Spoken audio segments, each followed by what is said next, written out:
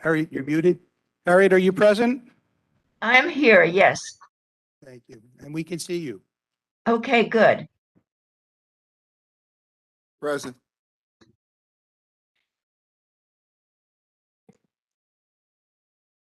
Here.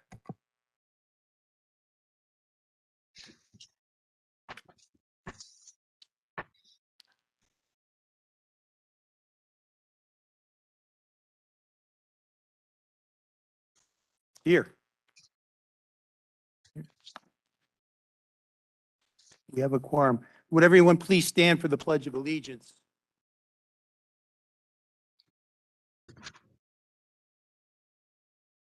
Legislator Tyre, would you like to lead us?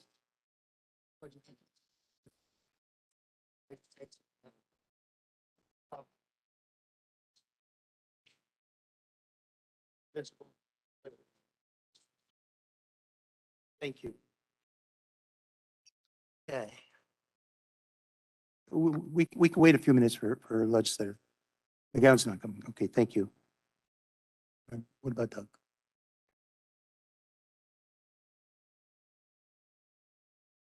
Yes. Yes. For those that are viewing remotely, we're waiting for Legislator Hofstein. We do know that he's on his way. We're going to give him a few minutes because this is important business to attend to. Chairman Grant, can you just ask the participants to make sure that they are speaking through their microphone so it actually streams through and those who are online could hear them? Okay, very good. For those that are in the room and remotely, everyone, please use your microphone so that it can be heard clearly on the other end. And and I might remind everybody, we do have a stenographer who's been present for all meetings of the special committee, recording our meetings at verbatim, and those are part of our public record. Council, do you want to just discuss very briefly how we're functioning remotely? I just wanted to remind everybody that we're functioning under the local law number 6 of 2022 and remote conferencing. And under that law and under the state open meetings law, if legislators are participating remotely, then just as the legislators in the remote world and in the room have to be treated the same, so do members of the public have to be treated the same, whether they are watching virtually or in the room, which means that only invited members to the meeting, people who we specifically invited to speak at the meetings and give information, are permitted to get up and speak at the meetings. Other than that, all public comment needs to be submitted by email. Thank you. Okay. Robin, would you please let the record show that Legislator Jobson has joined us? Okay. While we're waiting for Legislator Hofstein, I don't think he would mind if we adopted the minutes from July 26, 2022 and August 30th, 2022. Do I have a motion? Moved by Co-Chair Wolf, seconded by Legislator Yeager. On the question, any additions, deletions, corrections? Hearing none, all in favor say aye. Opposed? Aye. Carries unanimously. I wanted to get that out of the way, Robin, because sometimes I forget.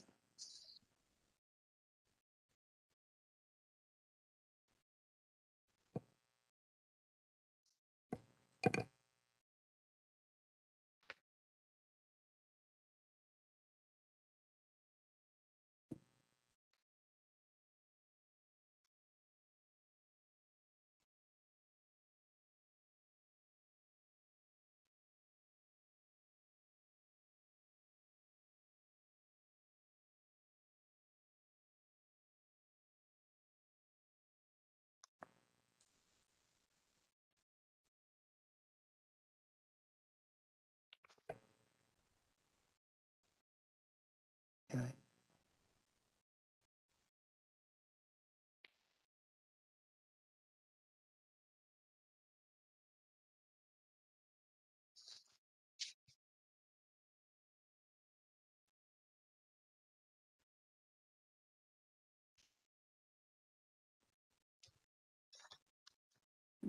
Let's give Lon 3 more minutes.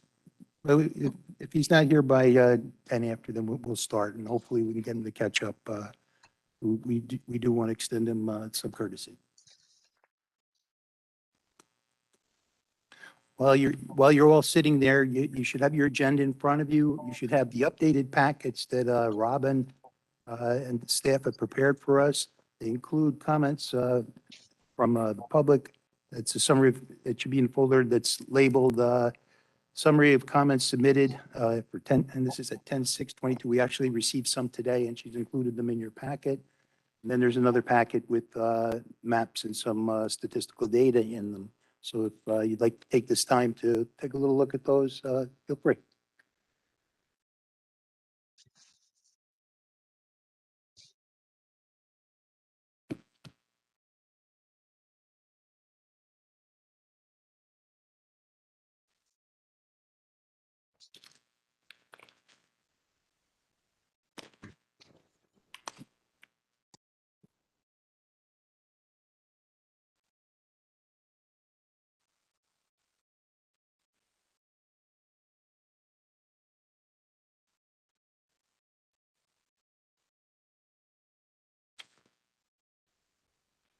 Okay, terrific.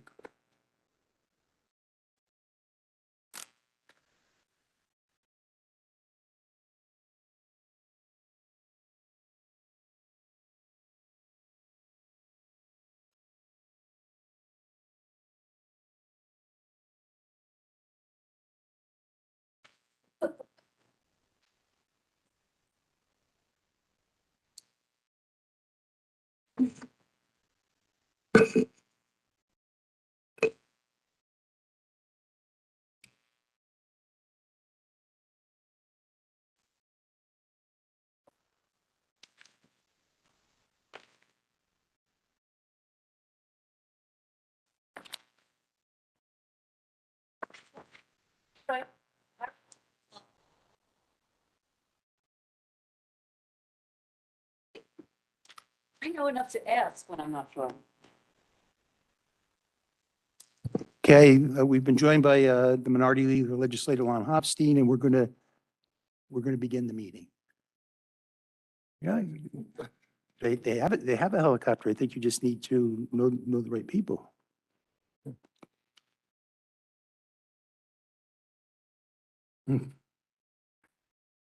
So Lon, we've adopted the minutes from the prior meetings. We have packets available for you and all legislators.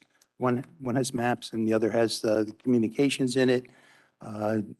We're going to begin, our first item of business is referral number 6713, a local law amending the Rockland County Code, Chapter 5, local law number 7, 1985 as amended by local law number 15, 1997, local law number 3 of 2002, local law number 1 of 2011, and Chapter 101 of local law number 1, 1985, and amended local law number 15, 1997, and local law number 1 of 2011 for the purposes of adopting redistricting plan in compliance with results of the 2020 census with new district lines to take effect in January 1, 2024.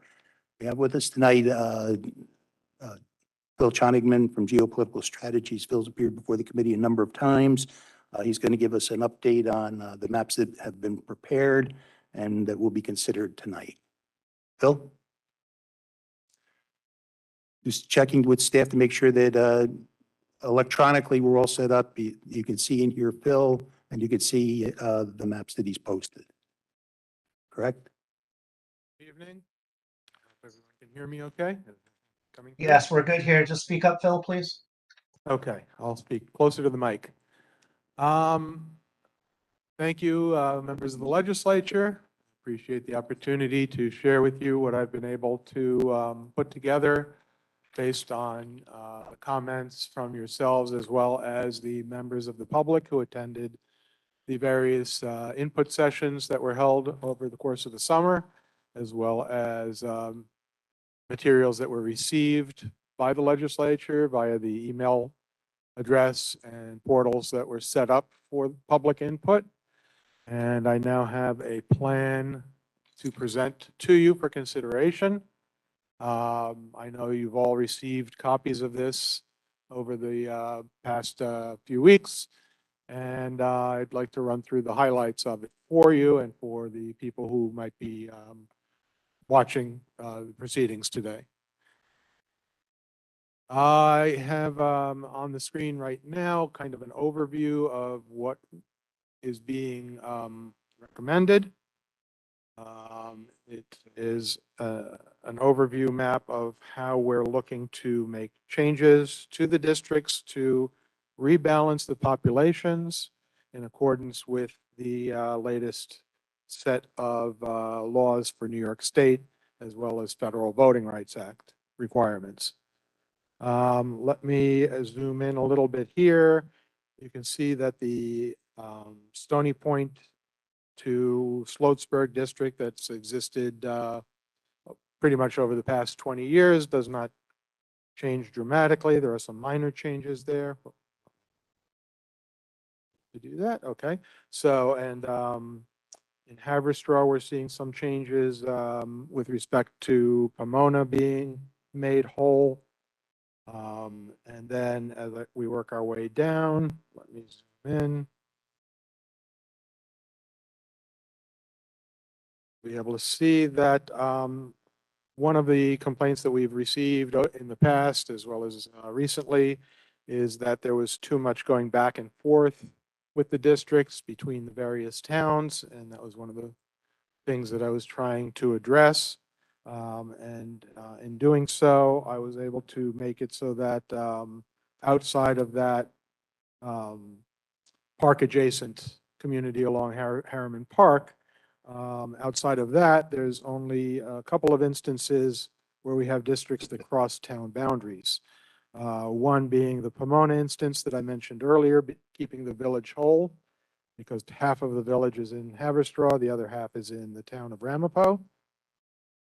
Then I was able to create a boundary between Clarkstown and Ramapo, with the exception of District 14. Because, and also between Ramapo and Orangetown. The reason why I had to add some of Ramapo to the District 14 is that after you create a set of districts within Ramapo, there's some population remaining and it has to go somewhere. So we kept it, since it's a heavily minority concentrated area, with other adjacent minority concentrated areas of Spring Valley that extend into Clarkstown. The village of Spring Valley does cross the town border, so it made sense to combine those areas together where we needed to move population from Ramapo into an adjacent district.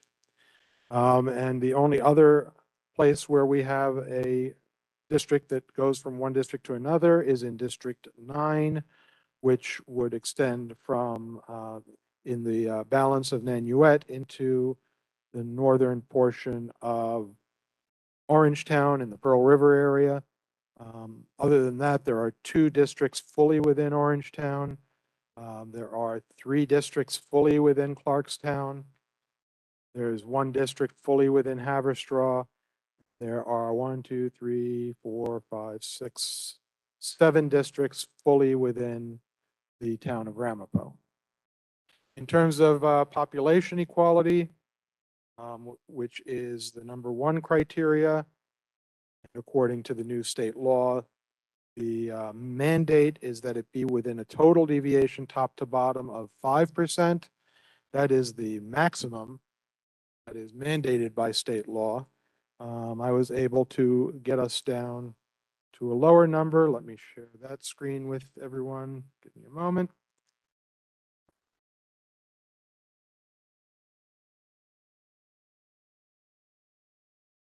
Here.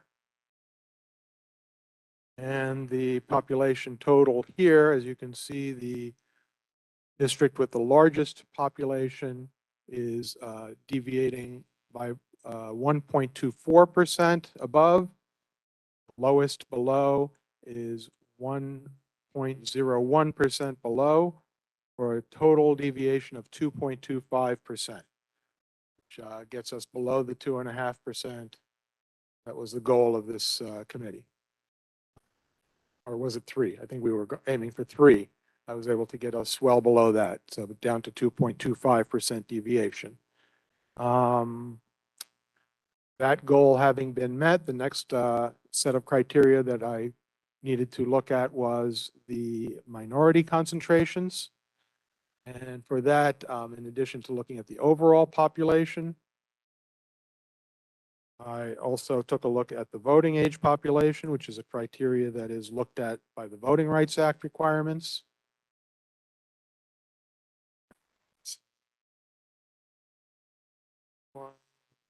Switch over, voting age population. Okay, voting age population. So there already existed a very large concentration of people of Hispanic origin in District 3 in Haverstraw. And I was able to keep that at a level voting age Hispanic population of 60.68%. So that's over the threshold required, right around the ideal number. You always have to be over the 50% mark by a sizable number, largely based on the voting patterns within the community that you're trying to protect. The Hispanic population tends to be less active, less people registered to vote. Some are not citizens, and therefore the goal is to try to get the voting age population to around 60%. That's the generally accepted practice, and I was able to do that. Then we have other areas with minority concentrations, that being in District 8, which is fully within Ramapo, contains a large section of Spring Valley as well as Hillcrest, and District 14, which I'd mentioned earlier, which has the balance of Spring Valley along with neighboring areas in Clarkstown. And for both of those, I was able to get a combined minority population in District 8, voting age population of 74% combined, Black and Hispanic. And in District 8, it's plurality non-Hispanic Black, 42% roughly non-Hispanic Black, 32% Hispanic population. In District 14, it's basically the inverse of that. Combined, it's a little over 60% voting age population, but in District 14, it's plurality Hispanic at a 35.5% and a little over 25% non-Hispanic Black. So that way you have two minority districts in the center part of the county, which provide for opportunities for minority candidates to get elected, and for each special protected group to have a plurality, one in each of those two districts, so that there's an opportunity for some balance between those districts. Beyond that, the other districts were changed because of the change in population, as had been mentioned earlier. The population growth in Ramapo was fairly significant. It made up the vast majority of the population growth in the county. Clarkstown and Orangetown lost some population. So in order to rebalance the population, let me go back to the other map. A new district had to be created within Ramapo. And that is labeled here as District 15, which is a new district for Ramapo, consisting of all of Chestnut Ridge, along with a large portion of Airmont and some surrounding communities, to get the population numbers to balance properly. Another issue that I heard a lot of, let me just bring up the map of one. District 15, so this is a completely new district. Loading. There we go. So this is what District 15 would look like. See that. The Other issue, we heard a lot of people discussing in the comments that were made by the public. There was some concerns registered in the western portions of Ramapo that we had many comments that they were looking for a district that would be concentrated within the Suffern School District. Those communities tended to have a more shared interest than what the current boundaries showed. And so I was able to accommodate those requirements, those requests, I should say, for that community of interest in District 12. It no longer extends beyond the Suffern School District, but takes into it the areas, it keeps Suffern essentially all together. There we go. Keeps Suffern essentially all together as the crux of a district that includes a portion of Airmont and a portion of Montebello, fully within the Suffern schools. That is the bulk of the presentation. If anyone has any questions, I'd be happy to respond.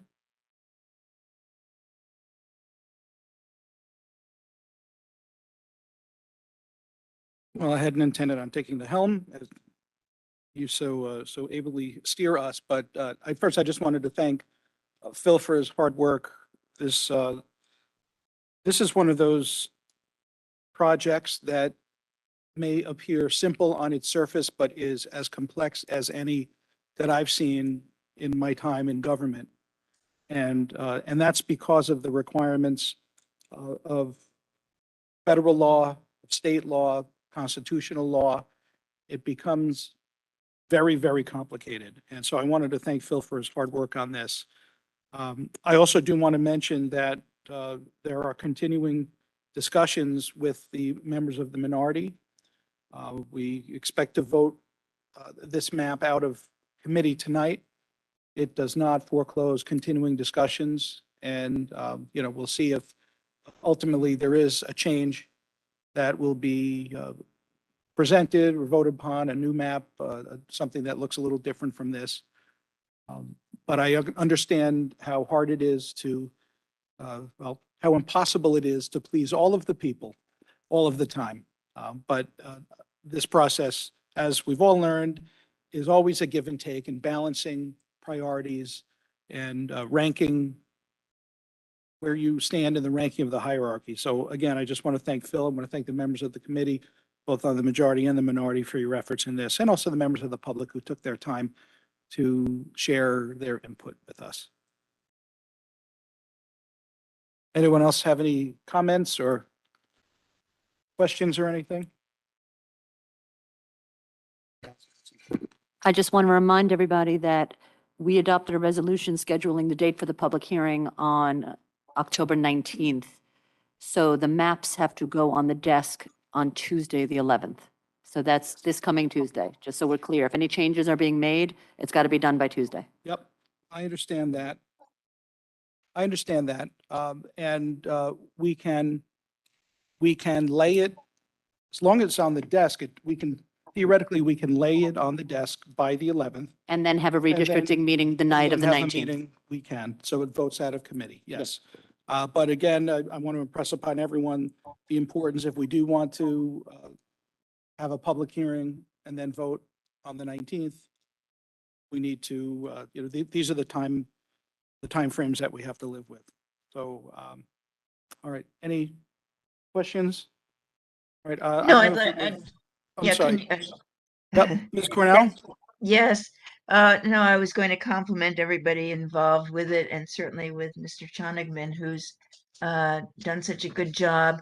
And I do remember being involved the last time we went through this and asking people what they thought were the ways in which to create these districts. And everybody had a different opinion. Some wanted it around their church. Some people wanted the districts to be the same as the school districts. So it's very hard to make everybody happy about these things. And I think that this is a very good start, and we should just be prepared for the fact that some people will not be happy.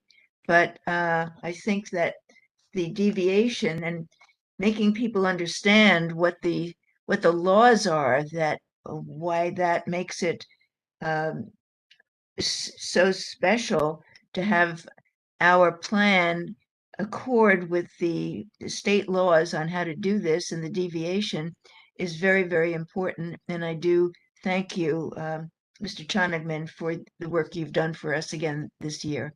So thanks. All right. So was it moved and seconded yet or no? Not yet. Okay. So then I will move referral 6713, a local law amending the Rockland County Code, Chapter 5, Local Law Number 7 of 1985, as amended by Local Law Number 15 of 1997, Local Law Number 3 of 2002, and Local Law Number 1 of 2011, and Chapter 101, Local Law Number 1 of 1985, as amended by Local Law Number 15 of 1997, and Local Law Number 1 of 2011, for the purpose of adopting a redistricting plan in compliance with the results of the 2020 census, with new district lines to take effect January 1st, 2024. Seconded by Mr. Grant. On the question, all in favor, please say aye. Aye. Aye. Anyone opposed? Okay, is that 7 in favor, 3 opposed? Is that correct? I just got 1, 2, 3 opposed. 1, 2, 3, 4, 5, 6, 7. Yes, I got it. 6 in the room, one 7-3. on video. I got Harriet. Yeah. 7-3, correct? Yes. Okay, the item passes. Motion to adjourn, I'll make that motion. moved by Mr. Grant, seconded, Mr. Hofstein. All in favor? Aye. Any opposed? Okay, we're adjourned. Thank you, folks. Full leg at 7.